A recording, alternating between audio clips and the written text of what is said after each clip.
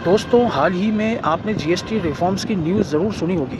Government ने middle class के लिए काफ़ी रिलीफ दिया है, लेकिन हम स्टॉक मार्केट वालों को एक ही फंडा आता है। न्यूज़ हो चाहे अच्छी या बुरी, हमें उसमें से अपॉर्चुनिटी ढूंढना ही होती है। मेरी ट्रेडिंग और इन्वेस्टिंग जर्नी में मुझे इसी जीएसटी रिफॉर्म्स के बाद एक बढ़िया मौका मिला है। लेकिन दोस्तों, एक बिगिनर के लिए डायरेक्ट स्टॉक खरीदना मेरे हिसाब से बहुत रिस्की होता है, क्योंकि एक ही कंपनी में पूरा पैसा डालना सही डिसीजन नहीं होता है। इसलिए मुझे सबसे सेफ और स्मार्ट ऑप्शन लगता है ईटीएफ, यानी एक्सचेंज ट्रेडेड फंड। ईटीएफ एक तरह की बास्केट होती है जिसमें मल्टीपल अच्छी कंपनीज के स्टॉक्स होते हैं। ये स्टॉक की तरह एक ही ट्रेड करता है और एसआईपी की तरह आप छोटी छोटी अमाउंट से स्टार्ट कर सकते हो। अब करते हैं मुद्दे की बात। जीएसटी रिफॉर्म्स के बाद मुझे दो सेक्टर मिले हैं जहां ग्रोथ काफ़ी तेज़ हो सकती है।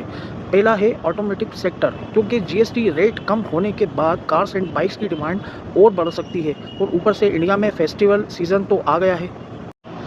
दूसरा है एफएमसीजी सेक्टर, यानी फूड बेवरेजेस और डेली एसेंशियल्स। ये सेक्टर पिछले कुछ टाइम से स्लो था, लेकिन अब जीएसटी रिफॉर्म्स के बाद मुझे लगता है कि ये वापस मोमेंटम ला सकता है। अब आप सोच रहे होंगे कि इन दोनों सेक्टर में इन्वेस्ट कैसे करें। सिंपल है, मैं डायरेक्ट स्टॉक लेने के बजाय सेक्टर वाइज ईटीएफ यूज़ कर रहा हूँ। इससे रिस्क कम होगा और ग्रोथ पोटेंशियल ज़्यादा।